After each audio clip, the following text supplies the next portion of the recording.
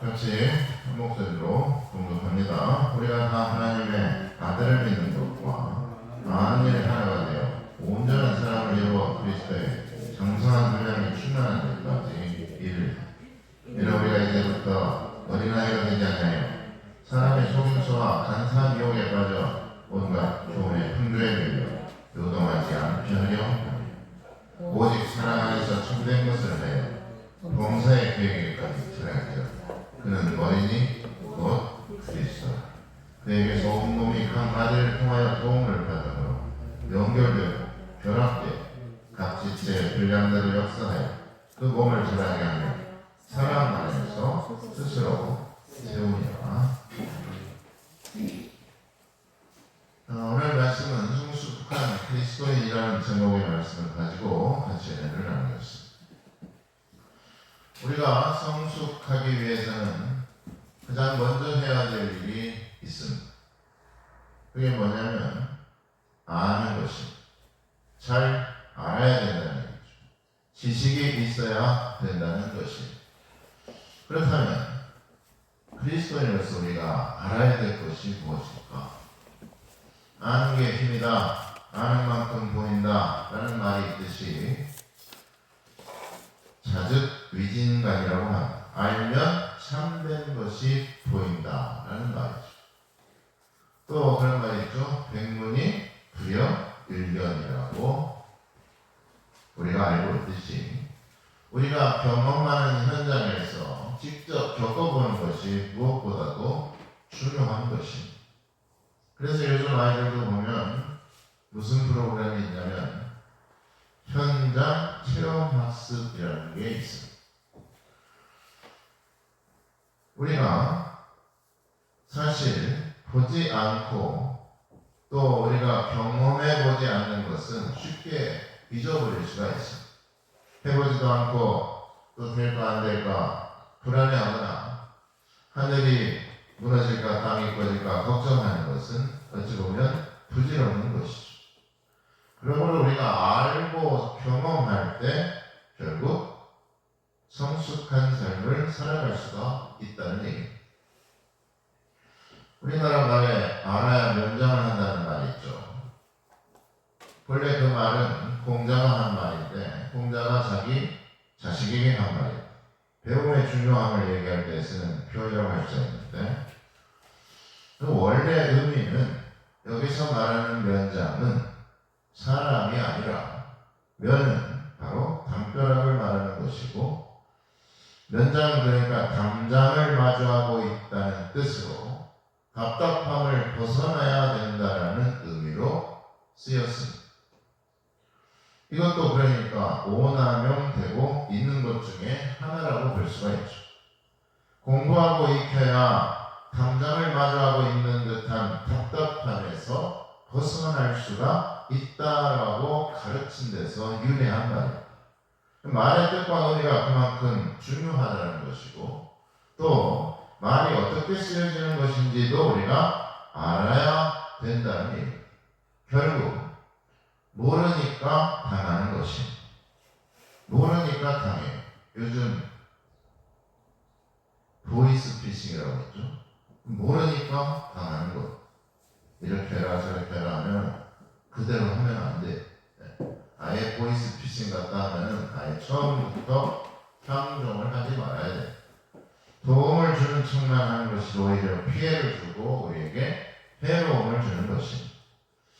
그런데 여기서 중요한 사실은 알면 속지 않는다는 것입니다. 모르니까 얼치같이 당하는 것입니다. 정신을 차리라고 성경은 말하죠. 베드로전서 4장 7절을 보면 만물이 마지막에 가까이 왔으니 그러므로 너희는 정신을 차리고 근신하여 기도하라. 깨어 있으라 라고 우리에게 권면하고 있습니다. 우리가 신앙인으로서 그래서 분별력을 가지는 것이 중요합니다. 지혜란 무엇일까요? 지혜란 분별하는 것을 의미합니다.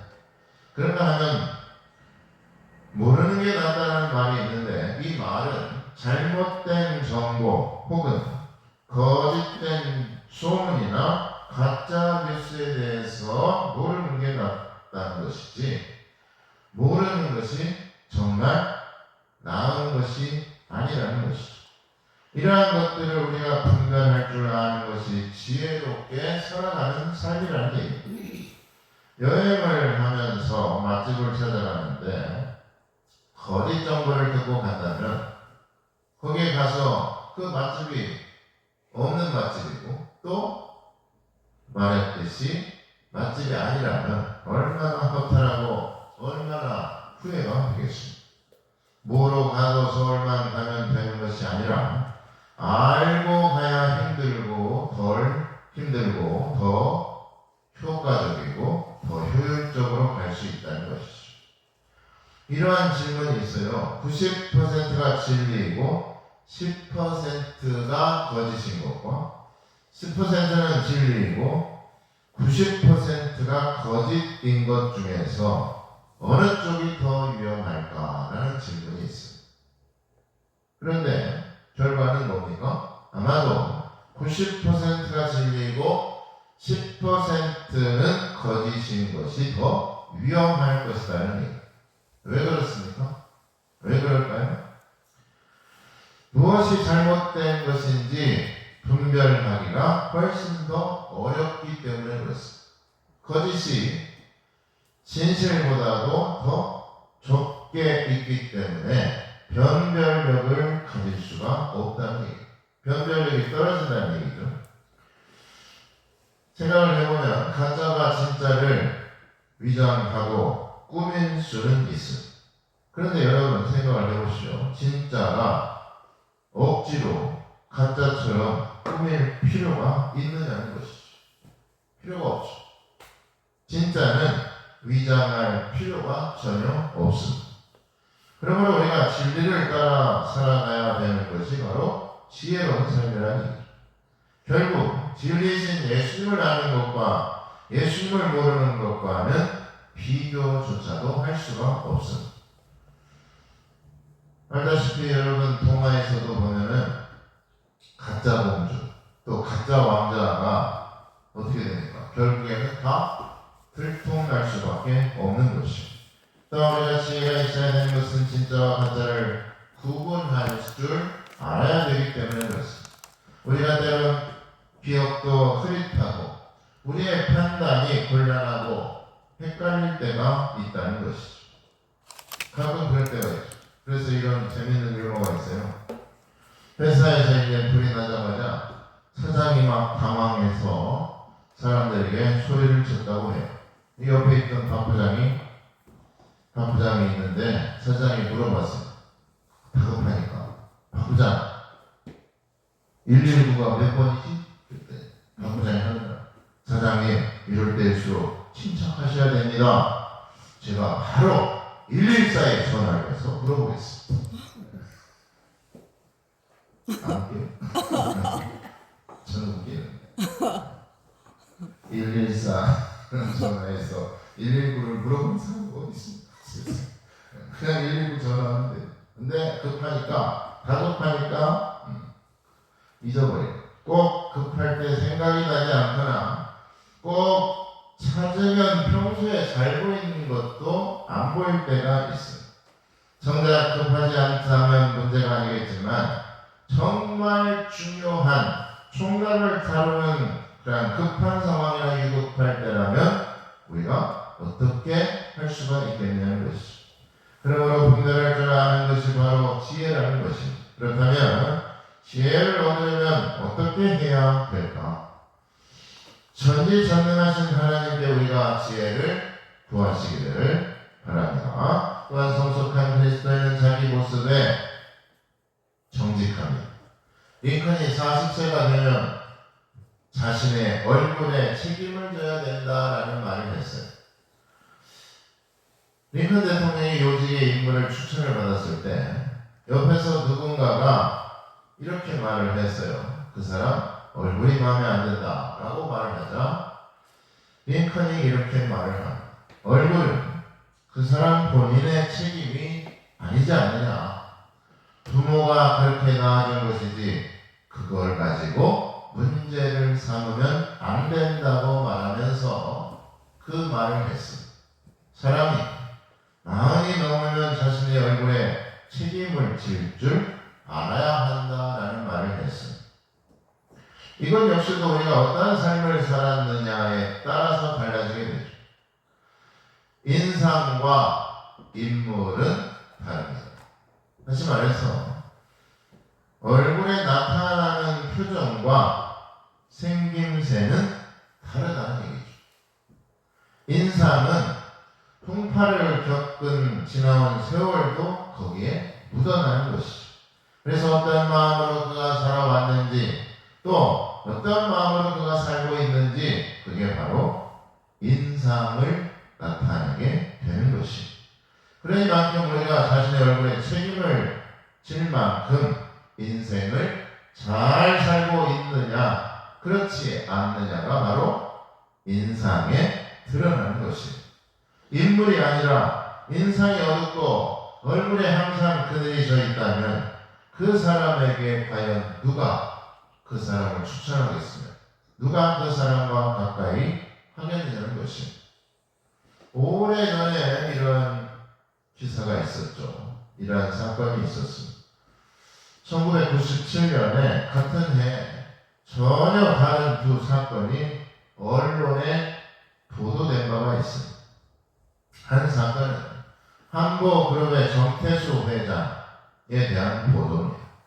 그는 3살 된 손자 명의로 12억짜리 단독주택을 구입하는 등 친인척의 명의를 통해서 재산을 빼돌리고 그것도 회사 돈으로 지불했으며 그런 돈으로 국가의 기관과 정권의 존립을 휘청거리게 하고 있는 현실을 보도한 바가 있습니다. 그런가 하면 한편에 어떠한 보도 내용이 있었냐면 팔순의 할머니가 평생을 모아둔 돈, 행상하고 길상으로 푼푼히 모아둔 돈 1억을 전북대 장학금으로 기증하는 일이 있었습니다.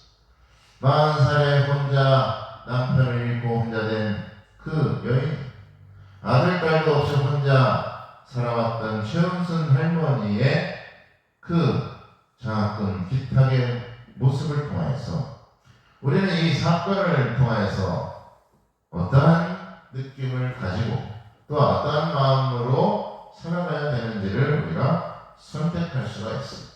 어떤 삶을 살고 있느냐에 따라 그 사람의 성숙도가 차이가 난다는 얘기입니다. 그리고 그 차이라는 것이 차이가 나는 게 겉으로 드러나는 어떤 세상에서 말하는 스펙과 학벌이 아니라 그 마음의 성숙함과 그 사람의 정직함에 있다는 것이 그것이 바로 신앙인의 성숙함이라고 할 수가 있습니다. 적어도 신앙이라는 겉으로 드러나는 삶과 내면의 삶이 일치가 되어야 된다는 얘기죠. 겉과 속이 같아야 된다는 얘기죠. 완전하게 원행일치는 어렵겠지만 될 수 있을 때, 될 수 있다면 그렇게 해야 되는 것이죠. 신행일치라는 말도 마찬가지입니다. 신앙과 행동이 일치해야 된다는 것이죠.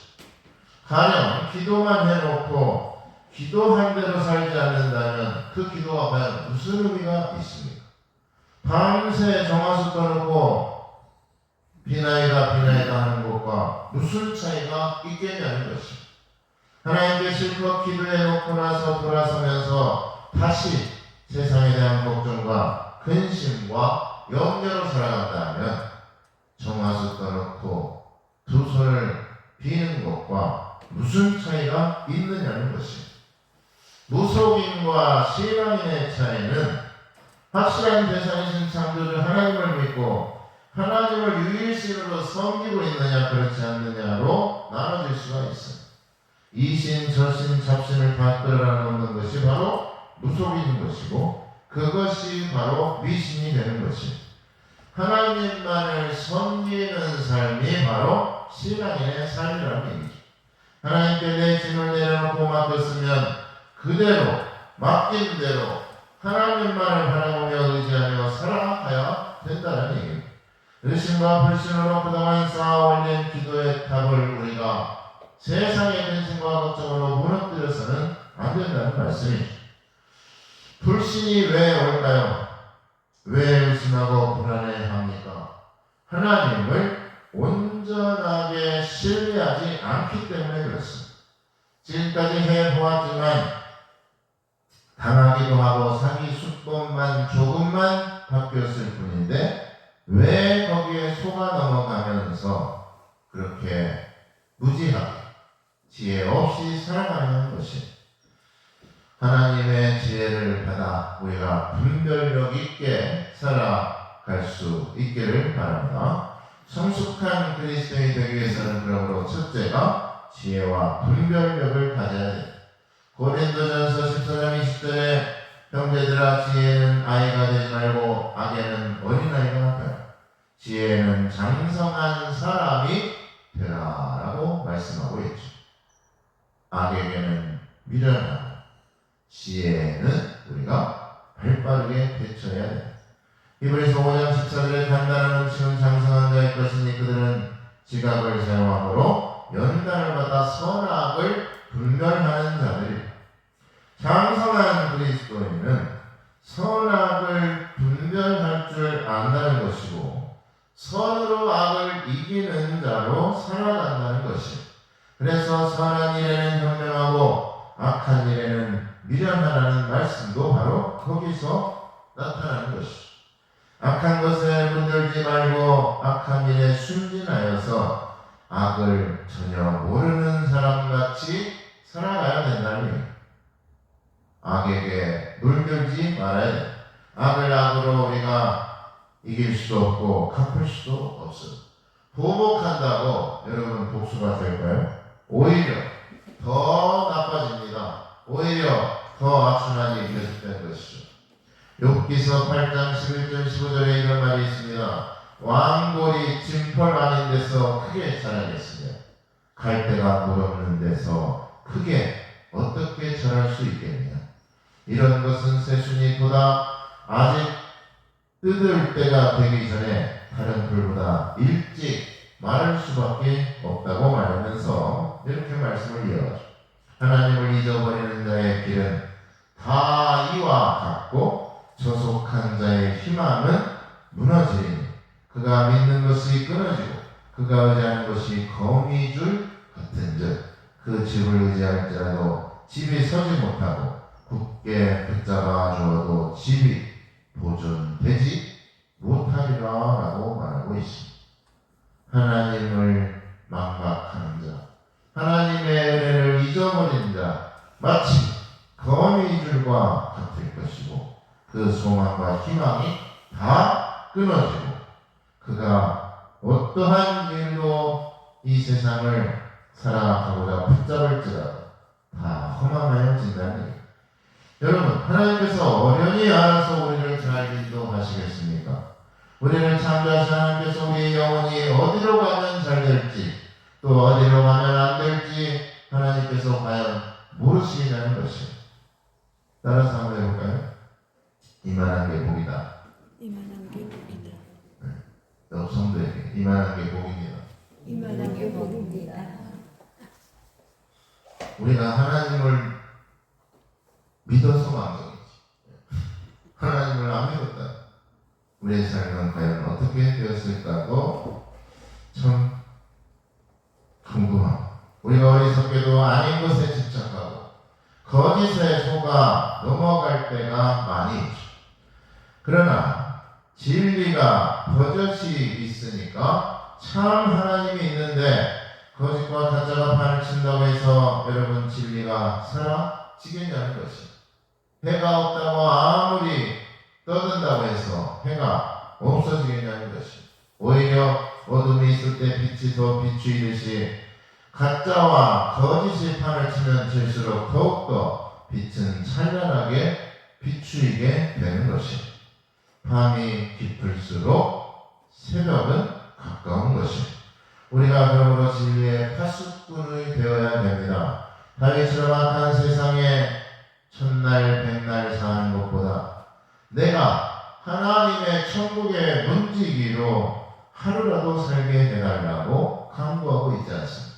시편 84편 10절에 보면 주의 궁전에서의 한 날이 다른 곳에서의 첫날 살아가는 것보다 나은지, 악인의 장막에 사는 것보다 내 하나님의 성전 문지기로 있는 것이 좋습니다 라고 다윗은 고백합니다.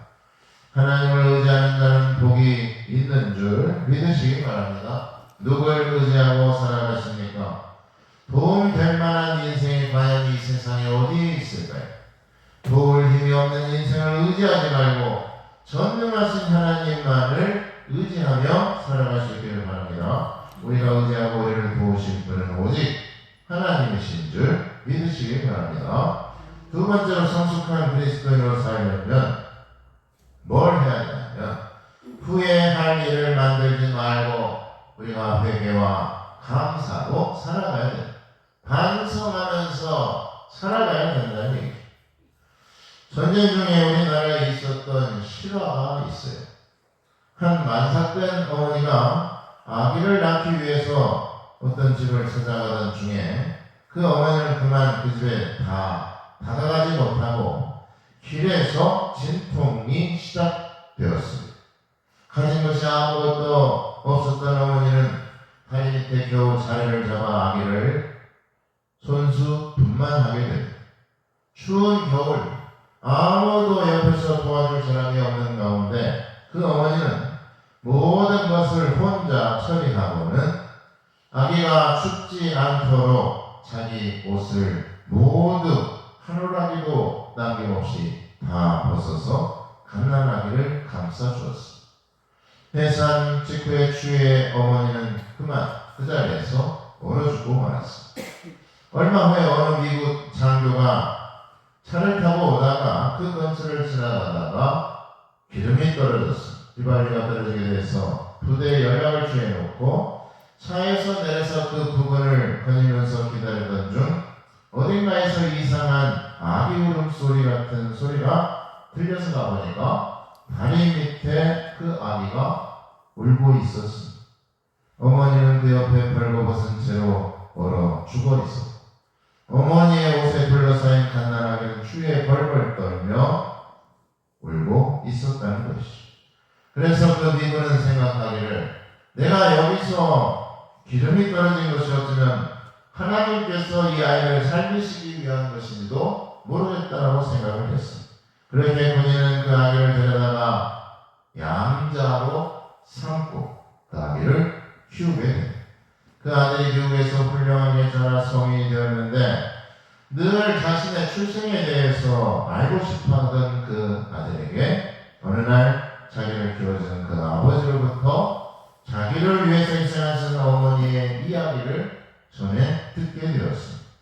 그 아들은 한국에 와서 어머니의 무덤 앞에서 자기 옷을 벗으면서 무덤 위를 덮어 주었습니다. 그러면서 뭐라고 했을까요? 어머니, 얼마나 추우셨습니까? 나를 살리기 위해 어머니는 그런 희생을 치르셨습니다. 저는 어머니의 사랑을 생각하면서 벌거벗고 굶주린 사람들에게 예수님의 사랑을 전하겠습니다 라는 말을 무덤 앞에 남겼다는 것입니다. 여러분, 우리에게 과연 예수님을 믿는 어떤 동기가 있습니까? 하나님을 믿기 위해서 우리는 어떤 동기를 필요로 합니까? 예수님의 십자가의 사랑이면 충분하다는 것을 깨달아야 돼. 나를 위해서 심지어 내 죄를 대속하시기 위해서 죽으신 예수님의 사랑이면 충분하지 않겠느냐는 것이죠. 다른 동기가 더 있어야 될까요? 내가 위급하고 내가 필요할 때만 찾는 이기적인 나를 위해서 자신의 모든 것을 버리신 예수님이면 충분하지 않느냐는 것입니다. 내 마음대로 살다가 내 뜻대로 살다가 문제가 심각해지거나 곤란할 때가 되면 기도하고 그렇지 않을 때는 하나님 없이도 살 수 있는 것처럼 허풍 떨고 무정하고 무심하고 불신으로 가득 찬 세상과 같은 나에게 그런 나를 품으시고 그런 나를 불쌍한 영혼으로 우리를 긍휼히 여기시는 그러한 예수님이라면 우리가 예수님께 헌신할 이유가 과연 필요하겠느냐는 것이 모자랄 게 없습니다. 부족한 것이 여러분 어디 있습니까? 오히려 하나님의 은혜와 사랑이 차고 넘치는 것이 더할 나위 없이 만족하며 충분하다는 얘기죠. 이보다 더 좋은 것은 없습니다. 이보다 더할 수는 없습니다. 세상에 생명보다 귀한 것이 어디 있습니까? 생명을 바쳐 우리를 구원하셨는데 그보다 더한 것이 어디 있겠냐는 것이. 그럼 우리가 더하지 못한 것에 대하여 우리는 날마다 죄스럽고 부끄러운 마음으로 살아가야 됩니다. 하나님께 내 마음을 더 드리지 못하고 내 정성과 내 물질을 더 드리지 못한 것에 대해서 하나님 앞에 우리가 사죄하면서 살아가야 된다는 얘기죠. 그렇다고 하나님께서 부도덕한 압도업죽처럼 주는 것도 없이 받기만 하는 분도 아니라는 것이죠. 하나님의 약속은 반드시 우리에게 이루어 주시는 분이신 줄 믿으시기 바랍니다. 무엇으로 심든지 그대로 거둔다고 말씀하고 있지 않습니다. 우리가 만으로 심으면 하나님께서는 10만, 100만, 1000만으로 갚아 주시고 채워주시는 분이신 줄 믿으시기 바랍니다. 문제는 내가 그렇게 하지 못하는 데 있는 것이 하나님께서는 준비가 다 끝난 상태입니다. 하나님께서는 우리가 심은 대로 우리가 하나님께 한 대로 갚아 주신다고 이미 약속한 바가 있습니다. 그러면 우리는 말씀대로 명령대로 순종하기만 되는데 그걸 못하고 있는 것이 왜 그렇습니까? 믿음이 성숙하지 못하기 때문에 그렇다는 얘기죠. 그러므로 우리가 믿음의 성숙을 위해서 성숙한 믿음을 가지고 후회할 일을 만들지 말고 하나님의 약속을 믿고 우리가 믿음으로 살아가야 됩니다. 그래서 마지막으로 성숙한 그리스도인은 믿음이 필요합니다. 흔들리지 않는 반석과 같은 믿음을 가지고 살아가야 된다는 얘기죠. 어떠한 교인은 헌금하는 것 가지고 시험에 드는 교인들이 있습니다. 그런데 헌금은 하나님의 백성과의 약속된 축복의 행위, 하나님께서 우리에게 약속하신 축복의 동기라는 얘기입니다. 나라의 세금을 바치는 것처럼 하나님을 믿는 하나님의 백성은 하나님의 교회에 헌금을 하는 것. 이것이 이상하다고 생각한다면 그 사람의 믿음이 이상한 것. 그게 이상한 거면 그 사람의 신앙이 이상한 것. 그리고 마음과 뜻과 힘을 다해 하나님을 사랑하는 것이 첫째 계명이라고 말을 하고 있는데 여러분 마음이 과연 어디를 향하고 있을까요? 현대인들이 마음이 과연 어디에 집중되어 있을까요? 바로 돈에 마음이 집중되어 있습니다. 마음을 드린다는 것 잘 생각해 보십시오. 우리의 마음이 과연 어디에 집중되어 있는지, 뭐가 없으면 우리가 못 살 것 같은지 생각해 보시면 알 수가 있습니다. 그래서 하나님 앞에 마음을 다하는 것이 무엇입니까? 마음이 있는 곳간을 열어서 하나님께 감사와 영광을 돌리지 않는다면 어떻게 그 사람을 보고 하나님을 사랑한다고 말할 수가 있겠느냐는 것입니다. 하나님께서는 약속을 지키시는 분입니다. 더 나아가 하나님께서는 저주할 분이 아니라는 것을 우리가 믿어야 됩니다. 믿음대로 되는 것이. 그러므로 믿음이 성숙하고 성장하게 된다면 작은 것에 우리가 시험 들지 않습니다. 흔들리지 않는다는 것이죠. 목숨 걸 일도 아니고 사실 그보다 더 중요하고 사실 그것보다도 더 큰 일이 많이 있을 텐데 그깟 돈 몇 푼 가지고 신앙이 흔들리거나 시험이 든다면 성숙한 신앙인으로서의 자세가 아니라는 것입니다. 모든 것은 그러므로 하나님께로부터 오는 것입니다. 내 것이 없습니다. 내가 가지고 있는 것이 내 것이 아니라 하나님께서 나에게 맡기신 것이. 그래서 우리는 관리인이고 청직이라는 것이. 여러분 알고 있다시피 돈으로 침대는 살 수 있겠지만 편안한 잠은 살 수가 없습니다. 돈으로 영양제와 풍부한 음식은 살 수 있겠지만 여러분 입맛은 살 수가 없습니다. 입맛이 없는데 아무리 산의 진미, 진수성찬을 갖다 놓은들 그게 무슨 맛이겠습니까? 우리가 어디에 마음을 품고 어떤 자세로 신앙생활을 하느냐가 걸음으로 무엇보다도 중요한 것입니다. 성숙한 그리스도인으로 살아가기 위해서는 지혜의 말씀을 우리가 분별하며 살아가야 됩니다. 그리고 반성하며 회개하며 하나님의 사랑을 기억하며 살아갈 수 있기를 바랍니다. 그리고 끝으로 반석 같은 믿음으로 하나님만을 바라보며 하나님만을 의지하며 하나님께 감사하며 살아갈 때 성숙한 삶을 살아가게 되는 것입니다. 성도 여러분, 다 지나갈 것입니다. 어제도 지나가고 오늘도 지나갈 것입니다. 그리고 또 미움도 지나갈 것이고 고통도 지나갈 것입니다. 고난도 괴로움도 다 지나갈 것입니다. 그러나 분명히 기억하십시오. 그 끝에 무엇이 있을까? 하나님께서 주시는 영원한 생명과 하나님의 평안과 하늘나라의 소망과 축복이 그 끝에 기다리고 있는 줄 믿으시기를 예수님의 이름으로 축원합니다. 기도하겠습니다.